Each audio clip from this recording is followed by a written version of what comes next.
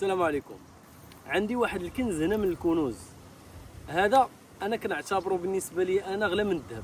هذا الكنز هذا اللي في يديا هادو بذور اصليه مغربيه.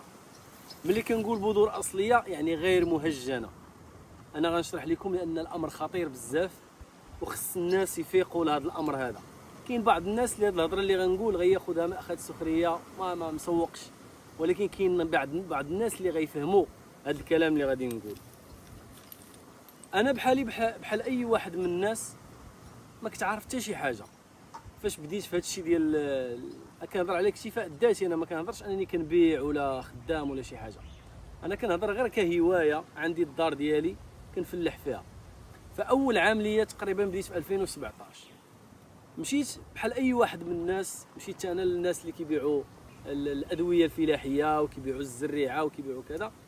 فمشيت خديت من جميع الاصناف، خديت السلاوي، خديت القرعه، خديت الدلاع، خديت السويهله، الباربه، الخص، الخيار، ما خليت ما خديت.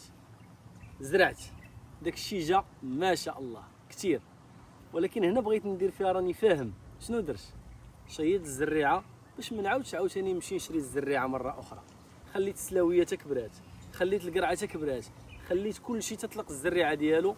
من بعد خديت هذيك الزريعه وكرمتها واحتفظت بها.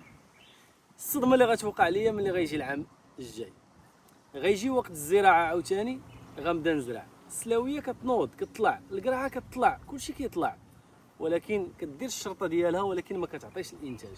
كتبان لك راها غاده، تقدر تخرج لك واحد السلاويه صغيره ولا قرعه صغيره من بعد كتموت، ما كاينش الانتاج. واش هادشي هذا؟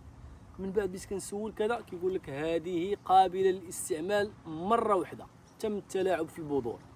وهذه المساله هذه كتجرنا لواحد الامر اللي خطير بزاف، اللي من هنا لقدام غتولي واحد المجاعه.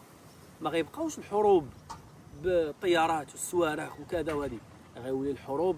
نحبس عليك الزريعه، موت بالجوع، موت بالجوع، قتلوا بعضياتكم. هادشي اللي غيولي من هنا لقدام.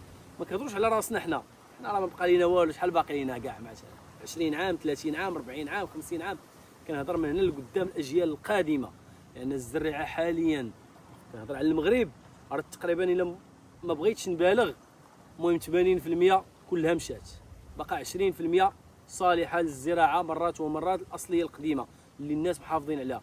اما ما تبقى كلشي مشى. واحد جاري هنا كنت سولته، فلاح وكساب، سولته قلت ليه بغيت نسولك هادشي اللي واقع دابا في الزريعه دابا والناس فرطت في الزريعه. جاوبني بكلمه واحده، قلت ليه ما بقاتش الزريعه الاصليه. جاوبني، قلت ليه جاوبني شنو واقع؟ جاوبني بكلمه واحده، قال لي الطمع. قال لي الطمع. بحالاش الطمع؟ انا نعطيكم مثال. انا باقي عاقل على عمي الله يرحمه. كنت باقي صغير، كنت كنجي للعروبيه هنا، كانت عنده واحد البحيره كيدير فيها بطاطا، مطيشات، دلاع. نهضر لكم على الدلاع لهذا الصنف هذا اللي كتشوفوه. الناس ديال التسعينات الثمانينات والقدام هما اللي غيعرفوه، الفينات الفوق ما غيعقلوش عليه. هذا هو اللي كان معروف في دكاله، دلاع الخضر كبير. انا باقي نعقل على عمي الله يرحمه، كان كيجيب دلاعه فيها 26 كيلو 30 كيلو قداش، واحد الحلاوه فيها ما شاء الله. كيشيطوا الزريعه، يخلي دلاعه مثلا، دلاعه يخليها ويشيد الزريعه ديالها العام المقبل يزرع فيه وكذا. دابا حاليا ما بقاش، كتاخذ البذور تقدر. حتى انا كانت وقعت لي، خديت دلاعه من السوق حلوه زوينه، شيد الزريعه انا زرعتها، ما كتنوض ولكن ما كتعطيش الغله. علاش؟ لانها مهجنه، ممكن انك تستخدمها مره واحده. فقلت لي كيفاش وقع؟ قال لي الطمع. قلت ليه كيفاش الطمع؟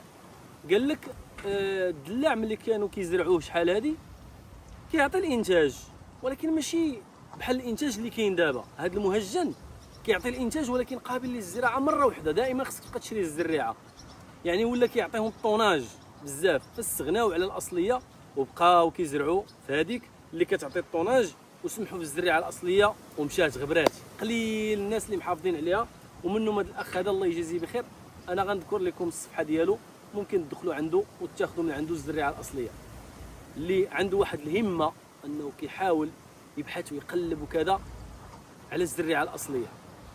وكاين هذا الدلاع هذا اللي وريتكم راه كاين حتى هو مع الزريعه اللي عندي.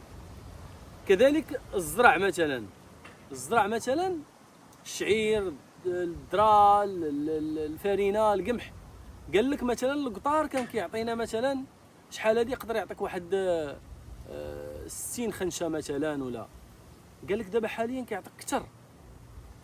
وكاين مساله اخرى قال لك على ان مثلا الا زرعتي الاصليه حاليا المهجنه راه الدكاله عندنا راه حصدوا شحال هادي وسالاو ومشاو بحالاتهم الماكينات، ولكن اللي غيزرع الاصليه حاليا باقي الله كتعمر في السبوله، كتعطل بزاف. وباقي عاقل انا في الصغر كنا شحال هادي تقريبا شهر 7 شهر 8 تقريبا عاد كيبداو يعني يحصدوا يدرسوا. فكاين جوج ديال الامور، انها كتعطي الطوناج وانها كتوجد لهم دغيا. هذا هو اللي خلاهم انهم يستغناو على الاصليه. ولكن المشكل اللي كاين في هذه المهجنه، يقول لك واحد ماشي مشكل نشريو الزريعه. كاين جوج ديال المشاكل في هذا الامر هذا. المشكل الاول انه تقدر تحبس عليك الزريعه، تبقى بلا زريعه تموت بالجوع. والمساله الثانيه انها غير قابله للزراعه مره اخرى. والمساله الاهم هي انها فاقده للقيمه الغذائيه، ماشي 100% ولكن فاقده للقيمه الغذائيه. حاليا كتشوفوا ان الناس ما بقاوش كيف كانوا صحاح شحال هادي كذا، يعني فقدات. وحتى الطعم ما بقاش فيها الطعم اللي كان شحال هادي. انا كنهضر مع الناس القدام، هما اللي غيفهموني، اللي ذاقوا الزريعه او اللي ذاقوا المطيشه القديمه او اللي ذاقوا البصله القديمه او اللي ذاقوا البطاطا القديمه، اللي ذاقوا الدلاع القديم، اللي ذاقوا الاكل الاول كان صحي. اما دابا حاليا انا كنقول لكم انا عايش في هذا الشيء هذا، وكنتحدى شي واحد يكذبني. راه والله ما كيريتيو من الدوايات، لا مطيشه لا بطاطا لا دلاع لا اي حاجه، ما كيريتيوش نهائيا من الدوايات. انا حدايا هنا بطاطا ومطيشه هنايا نوريها لكم، انا نسالي في الاخر ديال الفيديو نخرجكم حدايا هي مطيشه هنا. ما كيحبسوش من الدواء نهائيا.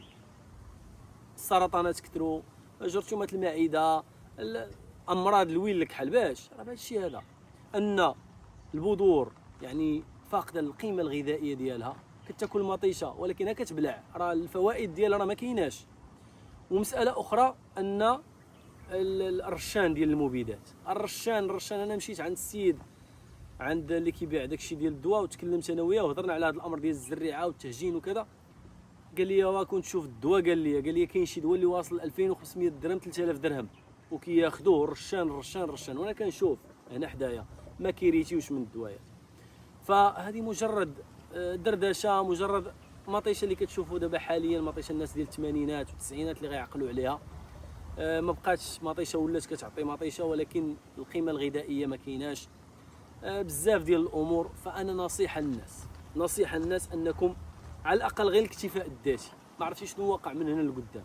على الاقل دابا انا هذه غنحاول ما امكن. دابا حاليا جاتني معطله، دابا شهر 7 ما عندك ما تزرع دابا حتى العام الجاي ان شاء الله في شهر 3 شهر 4 غتبدا. كاين شي حوايج اللي غيتزرعوا قبل، مثلا الخيزو، مثلا الباربا، شي حاجه كيتزرعوا قبل في شهر 12 شهر 1. الفلفله وداك الشيء غيبداو في شهر 4 شهر 3 مارس غيبدا داك الشيء ان شاء الله. القرعه، سلاوي كذا.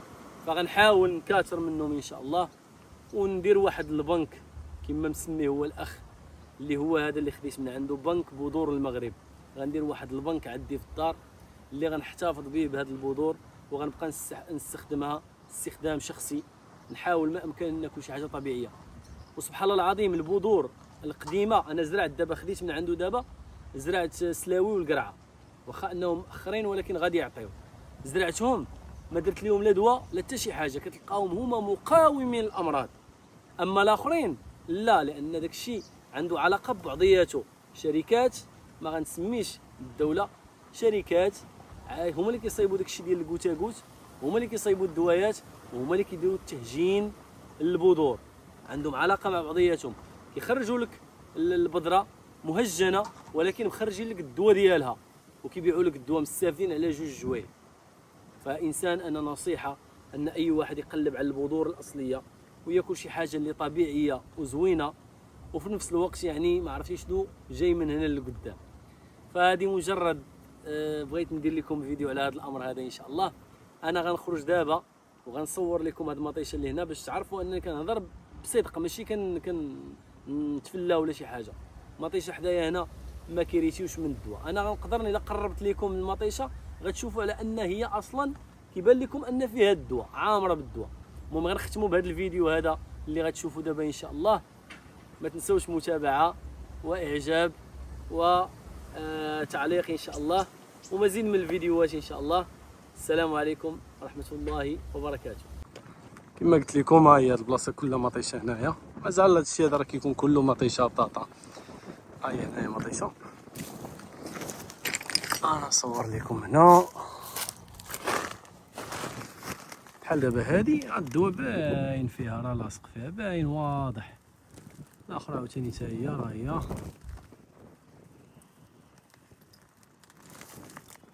هنا في الوراق كذلك الدواء راه باين لاصق. شوف هذه اللي يلاه خارجه، وشوفوا هذه، هذا هو اللي كاين. الله يحفظنا وصافي. هادشي اللي نقدر نقول. ها هي وحده، ديك النقاط اللي فيها راه ديال الدواء، ديك الخضره هذه تما. هادشي اللي كاين. السلام عليكم.